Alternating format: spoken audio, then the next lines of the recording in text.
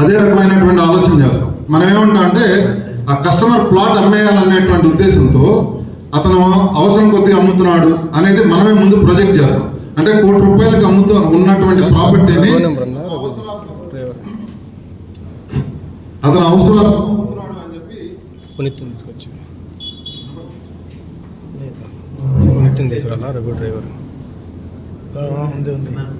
So అతను అవసరం అమ్ముతున్నాడు అనేది మనమే ఒక 10 లక్షలు ఒక 20 లక్షలు తగ్గించేసి మనం చెప్తా ఉంటాం. అంటే ఒక ₹1,00,00,000 ఉన్నటువంటి ప్రాపర్టీని స్ట్రైట్ అవే అతను అవసరార్థం అమ్ముతున్నాడు అనేటువంటిది మనమే పోర్ట్రే చేసి అతనికి ఒక ₹30 లక్షలు ఆ లోకల్ ఏజెంట్ వల్ల నష్టం కలుగుతుంది.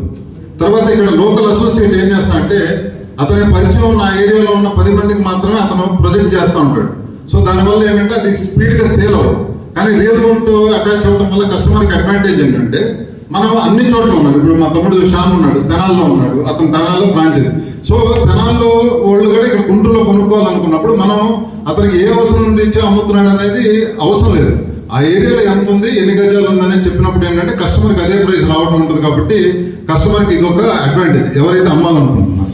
తర్వాత ఎవరైతే కొనాలనుకునే వాళ్ళకి అడ్వాంటేజ్ ఏంటంటే ఇప్పుడు జనరల్గా ఎవరైనా ప్రాపర్టీ మనం కొనాలనుకున్నప్పుడు మనకు తెలిసిన ఒక అసోసియేట్ని అప్రోచ్ అతనికి మన బడ్జెట్ ఏదో చెప్తాం, మన ఫేసింగ్ ఏదో చెప్తాం. అతను మనం చూపిస్తే 1-2 ప్రాపర్టీస్ చూపిస్తారు. కానీ మనుషులు కాదు, మన టెండెన్సీ ఇంకా ఎక్కువ ప్రాపర్టీస్ చూడాలనుకుంటాం. కానీ రియల్ రూమ్ ఏంటంటే అతని బడ్జెట్, ఫేసింగ్, అతను ప్రిఫర్డ్ లొకేషన్ ఎక్కడ చెప్తే అతనికి మనం నెంబర్ ఆఫ్ ప్రాపర్టీస్ మనం చూపించడానికి అవకాశం ఉంటుంది. సో కస్టమర్ చాయిస్ అనేది పెరుగుతుంది. కాబట్టి ఆ చాయిస్ ఎక్కడైతే ఉంటుందో సేల్ ఖచ్చితంగా ఎక్కువ ఉంటుంది. దీనికి ఎగ్జాంపుల్ ఎలా చెప్తామంటే మన ఇంటి పక్కన కిరాణా కొట్టు ఉంటుంది. మనకి ఏదో అవసరం అదే తెచ్చుకుంటాం. డీమార్ట్కి వెళ్ళాం అనుకోండి, అవసరం లేని కూడా తెచ్చుకుంటా ఉంటాం. సో అక్కడ ఏమవుతుందంటే అంటే అది చిన్న వస్తువు అయినప్పుడు కూడా చాయిస్ ఎక్కువ ఉన్నప్పుడు ఏంటంటే మనకి ఇంకొక వ్యూస్ మనకి పెరుగుతూ ఉంటాయి. అంటే ఒక ₹1,00,00,000 ప్రాపర్టీస్ చూద్దాం అనుకున్న అతను నెంబర్ ఆఫ్ ప్రాపర్టీస్ మన దగ్గర ఉన్నప్పుడు ₹1,20 లక్షల కూడా అతనికి ఒక టెంప్టింగ్గా తీసుకునే అవకాశం ఉంటుంది. కాబట్టి అది మనకి అడ్వాంటేజ్, కస్టమర్ కూడా చాయిస్ ఎక్కువ ఉంటుంది. తర్వాత ఈ రియల్ రూమ్ వల్ల కంపెనీస్కి ఏం అడ్వాంటేజ్ అంటే మనం ఎవరైతే ఇప్పుడు ఓపెన్ ప్లాట్స్ కానివ్వండి, విల్లాస్ కానివ్వండి, లేకపోతే అపార్ట్మెంట్స్ కానీ వాళ్ళకి ఏంటి ఉపయోగం అంటే మనం ఎక్కువ టీమ్ సైజ్, పెద్ద సైజ్ అండి. అంటే మనం టార్గెట్ ఇప్పుడు 17,000 మంది అసోసియేట్స్ అంతా ఎన్రోల్ అయ్యి ఉన్నారు. రాబోయే రోజుల్లో అది ఒక 1 lakh 10 lakhs అయ్యేటువంటి అవకాశం ఉంది. పాన్ ఇండియా లెవెల్లోకి వెళ్ళేటప్పుడు అది కొద్దిగా పెద్ద ఫిగర్స్కి వెళ్ళే అవకాశం ఉంది. కాబట్టి కంపెనీస్లో ఉన్నటువంటి వెంచర్స్ని కూడా క్లోజ్ చేసేటువంటి అవకాశం మన ద్వారా వాళ్ళకి తొందరగా వాళ్ళ దగ్గర ఉన్నటువంటి ఇన్వెంటరీని లిక్విడేట్ చేసుకోవడానికి కంపెనీస్కి కూడా ఒక అడ్వాంటేజ్ ఉంటుంది. తర్వాత ఇక్కడ ఇంకొకటి అడ్వాంటేజ్ ఏంటంటే మనకి జనరల్గా ఒక కంపెనీ యొక్క బ్రోచర్ని మనం ఒక రైట్ కస్టమర్కి ఇవ్వం. మార్కెట్లో మనకు కనిపించిన వాళ్ళకల్లా మనం చూస్తూ ఉంటాం. వాకింగ్ ట్రాక్స్ దగ్గర కానివ్వండి, లేకపోతే సిగ్నల్ లైట్స్ దగ్గర, మార్కెట్ ఏరియాస్లో క్రౌడ్ ఎక్కడైతే ఎక్కువ ఉంటుందో అక్కడికి అందరూ తీసుకొచ్చి బ్రోచర్లు ఇస్తూ ఉంటారు. కానీ అది రైట్ కస్టమరా కాదా అనేది వీళ్ళకి తెలియదు. ఆ బ్రోచర్లు ఇచ్చినటువంటి క్రమంలో ఒక 20 లక్షల బడ్జెట్లో ఉన్న కస్టమర్కి కూడా మనం తీసుకెళ్ళి ₹1,00,00,000 బ్రోచర్ ఇచ్చేస్తాం. సో అతను అది మనకేంటంటే ఎఫర్ట్స్ ఎక్కువ పెడతాం కానీ రిజల్ట్ అంత స్థాయిలో రాదు. సో అక్కడ కంపెనీస్ యొక్క రిసోర్సెస్ వేస్ట్ అవుతూ ఉంటాయి.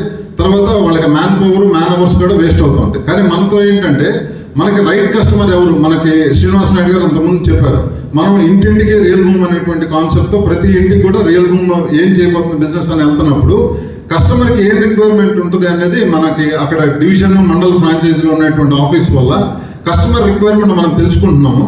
అది తెలుసుకొని ఆ కస్టమర్కి ఏది అవసరం అనేది మన దగ్గర ఉన్నటువంటి ఇన్వెంటరీలో ఆ కంపెనీస్ ఏవైతే బ్రోచర్స్ ఉంటాయో వాటిని మనం వారికి ప్రొజెక్ట్ చేసినప్పుడు ఏంటంటే మిగతా అసోసియేట్స్ కంటే కూడా రియల్ రూమ్తో అసోసియేట్ అయినటువంటి అసోసియేట్కి ఆ chances of closing the deal అనేది చాలా హైగా ఉంటుంది.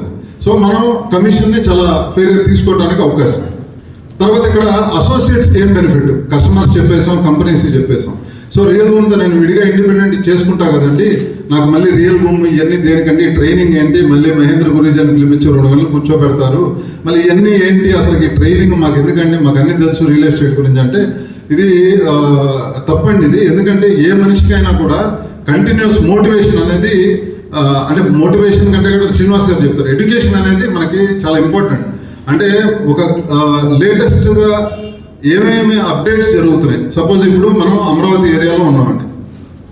సో రియల్ ఎస్టేట్కి సంబంధించి గవర్నమెంట్ ఏదైనా నిర్ణయం తీసుకున్నప్పుడు ఆ నిర్ణయాన్ని మనం తెలుసుకోగలగాలి. ఇప్పుడు రీసెంట్గా నాలా రద్దు చేయడం జరిగింది. తర్వాత 30 ఫీట్ రోడ్స్ సరిపోతాయని చెప్పి చెప్తా ఉన్నారు. తర్వాత ఇప్పుడు LRS కింద కొన్ని గవర్నమెంట్ నుంచి కొన్ని గైడ్ లైన్స్. సో ఇవి తెలుసుకున్నప్పుడు ఏమైందంటే అక్కడ మనకి సార్ ఎవరు మాట్లాడుతా ముఖేష్ గారు. సో మనకి ఏంటంటే అప్డేట్స్ ఎప్పటికప్పుడు మనకి తెలిసినప్పుడు ఏంటంటే కస్టమర్కి మన మీద ఒక కాన్ఫిడెన్స్ బిల్డ్ అయ్యింది.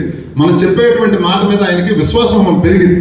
అంతేగాని ఏదైనా అడగగానే వెంటనే సార్ అదా అన్నాం అనుకోండి, అతను వెంటనే మన మీద అంటే మనకి ఎంత కష్టపడుతున్న నేపథ్యం మనకు ఉన్నప్పటికీ కూడా ఆ కస్టమర్ దగ్గర మనం పలచన అవ్వకూడదు అంటే కనుక మనకి ఇలాంటి ట్రైనింగ్ ప్రోగ్రామ్స్ ఎవరైతే వాళ్ళు ఆయన మహేంద్ర గురూజీ గారు చెప్తున్నప్పుడు అంటే ఇక్కడ ఏంటంటే బిజినెస్ ఎథికల్ ప్రాక్టీసెస్తో చేయాలి అనేటువంటి మాట వారు చెప్తా ఉన్నారు.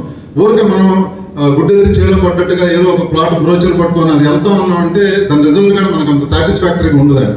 సో మనం వెల్ వర్స్డ్గా మంచి ప్రాజెక్ట్ నాలెడ్జ్, ప్రొడక్ట్ నాలెడ్జ్ ఉన్నప్పుడు దాన్ని మాట్లాడినప్పుడు మా అవతల కస్టమర్కి ఇందాక ఎవరో మాట్లాడితే అశోక్ గారు అనుకుంటారు, ఆ కస్టమర్ని కన్విన్స్ చేయండి లేదంటే కన్ఫ్యూజ్ చేయండి అన్నారు. దయచేసి మనకు ఆ రెండోది మనకు అవసరం లేదండి. మనం ఏంటంటే ఎప్పుడు కూడా కస్టమర్ని కన్విన్స్ చేద్దాము. ఎందుకంటే మనం ఇక్కడ 100% పూర్తిగా వాల్యూ, ఎథికల్ ప్రాక్టీసు, మొరల్తో మనం బిజినెస్ వెళ్ళాలనుకున్నాం. కాబట్టి మనం ఎప్పుడు కూడా కస్టమర్కి శ్రీనివాస్ నాయుడు గారు ఒక మాట చెప్తూ ఉంటారు, మీరైతే ఈ ప్రాజెక్ట్ కొంటారా అని మీకు అనిపిస్తేనే మనం చెప్దామండి, మనం తీసుకునేది కాదు. ఎందుకంటే ఇక్కడ ఒక మనిషి తన జీవితకాలం కష్టపడి చెమట చిందించి రక్తాన్ని పణంగా పెట్టి అతను సంపాదించినటువంటి ప్రతి రూపాయి వాళ్ళ కుటుంబానికి కానీ లేకపోతే ఏదైనా చెప్తున్నట్టు ఒక తరం నుంచి ఇంకో తరానికి భూమి ఒక అనుసంధానం చేసే ఇది కాబట్టి దాంట్లో చాలా సెంటిమెంట్ ఉంటుందండి. మనం దాన్ని ఎప్పుడైనా ఇప్పుడు మీరు చాలా కంపెనీస్ చూస్తారు, ఎప్పుడైతే వాటిని మనము ఎక్స్ప్లాయిట్ చేద్దామని చూస్తాము, ఒక మనిషి కష్టాన్ని కానీ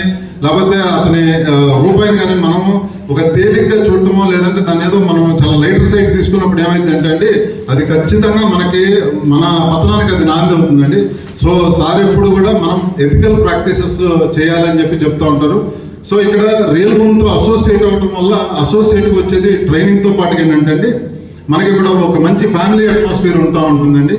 సో మనం ప్రొవైడ్ చేస్తున్నటువంటి ఏంటంటే ఒక 5 lakhs insurance, accidental insurance provide చేస్తా ఉన్నాం. తర్వాత ఒక 5 lakhs డిస్కౌంట్ కార్డు, అది యాక్చువల్ నిన్న అయినప్పటికీ కూడా నవంబర్ 1st వీక్ వరకు ఎక్స్టెన్షన్ చేసేటువంటి ఆలోచనతో కంపెనీ ఉందని చెప్పి పొద్దున చెప్తా ఉన్నారు. సో నవంబర్ 1st వీక్ వరకు మనకి ఎవరైతే అసోసియేట్ లింక్ అవుతారో వారికి ఒక 5 lakhs యాక్సిడెంటల్ ఇన్సూరెన్స్, ఒక 5 lakhs డిస్కౌంట్ కార్డు డిజైన్ చేసామండి. ఈ డిస్కౌంట్ కార్డు ఏంటి అంటే మనకి వాటర్